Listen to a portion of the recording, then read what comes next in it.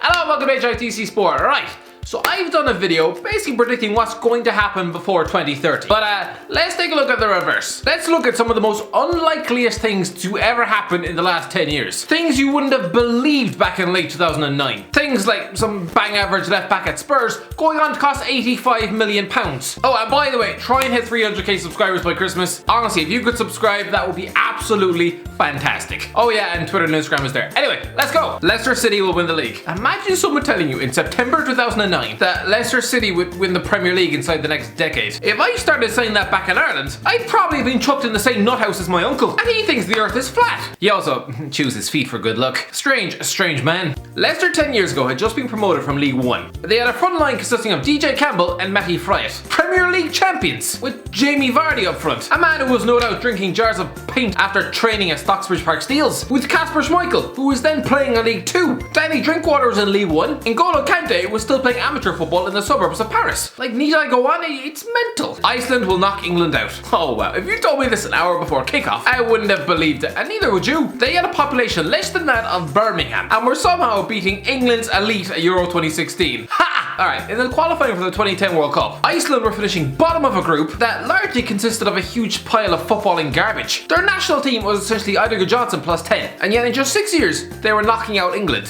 What the hell? Harry Kane will win golden boots. One golden boot would have been a reach. But 2 and 1 at the World Cup? Mental. Like back in 2009, Harry Kane was some fat lump stuck in the Tottenham reserves. To be fair, he was only 16, but he hadn't yet stood out as any sort of prospect. Hell, even predicting this success 6 years ago, when he was rotting on the Leicester bench, even that would have been crazy. Spurs will reach Champions League final. Cast your mind back 10 years. Spurs had just finished 8th in the league, having enjoyed their worst ever start to a Premier League season. Try and tell the Tottenham fan that within 10 years, they'd be lining out in a Champions League final. For Christ's sake, the last time they'd entered Europe was probably the last time Avram Grant entered a woman, all the way back in 1984. They were Champions League virgins, and the closest they got to qualifying coincided with last night's lasagna rolling down their ankles. Montpellier will win the league. Nobody saw Montpellier's title win coming. The great thing about their shock success back in 2012 was that it was just an affront to PSG's newfound riches. But back in 2009, this club had only just secured promotion from League 2. French champions within 3 years? Christ above. Real Madrid will win 4 Champions Leagues. Yeah, biggest club in the world, blah blah blah. 10 years ago, Real Madrid were heading nowhere fast. The club were something of a mess. The recent managerial appointments read like a who's who of human failures. Yes, they just signed Real Madrid and were embarking on a new era of Galactico signings. But we'd seen this before and it didn't work then. Their recent record in Europe was pitiful. Knocked out in the round of 16, 6 seasons running. Think about that. They lost every single Champions League knockout match since 2004. Embarrassing. The fact that they would then go on to win the competition 4 times,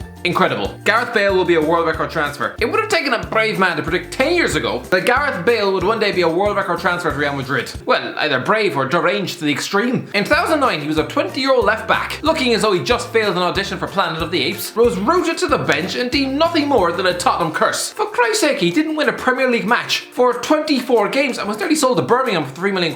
Bournemouth will go to the Premier League. In the summer 2009, Bournemouth were 21st in League 2. They'd begun the season on minus 17 points, and just 9 points separated them and relegation to the goddamn conference, predicting them to end up in the Premier League within 6 years. It's like saying that Crawley Town will be a Premier League side by 2024. Utterly ludicrous. Brazil will concede 7 in World Cup semi-final. Yeah, I know what you're thinking. This is unheard of. This is like predicting that Katie Price will seal up her vagina with wet cement and finally declare that it's closed for business. Like, it's not going to happen, except it did. Well, Brazil getting smashed 7-1 anyway. Katie Price is probably still out there giving it up to anyone who rings the doorbell. But Brazil, the country who live, breathe and eat football, where newborns no doubt start doing keepy-uppies with their own umbilical cord, 5-time world champions, you told them that within 5 years, they'd be conceding 7 in a World Cup semi-final? On home turf? No one would have believed it. Brazilians would rather swallow 16 golf balls for breakfast than ever accept that possibility. Wigan will win the FA Cup. Okay, I know, a little over 10 years ago, Portsmouth were winning the FA Cup. The likes of Cardiff, Southampton and Millwall had all reached the final in that decade. I'm guessing Millwall fans just spent the day ripping seats out and drowning puppies in the Wembley toilets. Oh wait, no, it was in the Millennium Stadium, wasn't it? But still, despite the FA Cup having a long history of upsets and fairy tale stories, not in a donkey's wet dream did I think that Wigan would be lifting the cup. In late 2009, Wigan were shipping 8 goals in one half of football, and they had the likes of Titus Bramble at the back, the footballing equivalent of a wet banana skin. Algeria will win the African Nations Cup. Algerian football, right, let's take a look at what sort of state your team was in back in 2009. They were barely qualifying for tournaments, and when they did, they were then getting smashed off teams like Malawi. If If you told someone, anyone, that they would be lifting the African Cup of Nations within 10 years with a £60 million two-time Premier League champion on the left wing, they'd have laughed in your face. France will win the World Cup. Oh, France. Right, back in late 2009, if you had gone to Ireland and mentioned the name Thierry Henry without immediately following it up with big cheating bastard, you'd be jailed for goddamn treason. The France squad under Raymond Domenech had literally no team spirit and all the work ethic of a bag of expired yogurts. This was a squad filled with world stars, and yet only reached the 2010 World Cup through the playoffs thanks to somebody's left hand, and they were actually proud of that. You were up against the likes of Liam Lawrence and Paul McShane. It's like playing Picture Me with Stevie Wonder and still having to cheat. Pathetic. Anyway, they'd go on to embarrass themselves at that World Cup, spending 3 weeks squabbling and losing to South Africa. So yeah, World Cup winners 8 years later? I didn't see it. Atletico Madrid will win the Liga. This time 10 years ago, Atletico Madrid were about to exit the Champions League group stage and would finish 9th in the league. Just 52 points off top spot. To put it in context, there was less of a gap between Man City and Crystal Palace last season. For Christ's sake, Atletico were finishing 11 points behind Getafe. Yes, they had some talented players, but La Liga title within 5 years. 52 points off the top. Honestly, it's like predicting Newcastle to win the league by 2024. And there's more chance of me romancing my cat. Gareth Southgate will manage England. I'll be honest, when Gareth Southgate was relegated with Middlesbrough in 2009 and given the sack in September, I didn't expect this man to ever get another job in football again. I assumed this fella was just too nice for management. Someone who'd probably quiver and melt whenever he's forced to shout at someone in the dressing room. He demonstrated sheer incompetence in the transfer market, evidently couldn't motivate anything to save its life, and was now on the managerial scrap heap. Now fair enough, he's never managed in the Premier League again, but he's coached England within one game of a World Cup final and finds himself linked to Man United.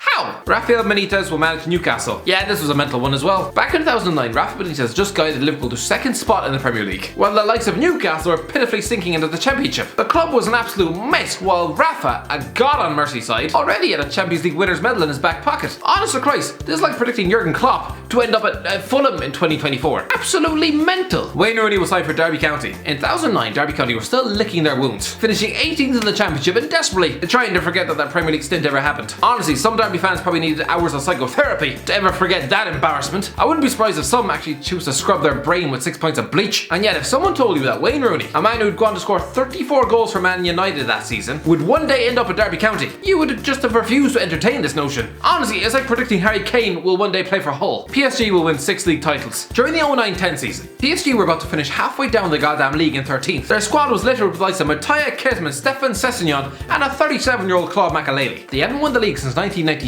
hadn't so much as qualified for the Champions League since 2004, and yet they've gone on to win 6 league titles in the last decade alone. Jordan Henderson will be a Champions League winning captain. Okay, so 10 years ago, Jordan Henderson was 19 years old and just breaking into the Sunderland team. He was a teenage kid sitting next to Lee Cattermole in midfield and living in a city that looks as though it had been trampled to death by Godzilla some 30 years ago. I mean, look at it. Also, if you looked at his Bebo page, where he describes Carlos Edwards as his favourite player, says he's scared of nothing, and talks about a gorgeous girl called Sarah, you'd think he was one of those caravan-dwelling illiterates out of the hills of Eyes. His ambition was to win an FA Cup for Sunderland before the age of 30. I guess he'll just have to settle for a Champions League winner's medal instead. Adam Johnson will spend 3 years in jail.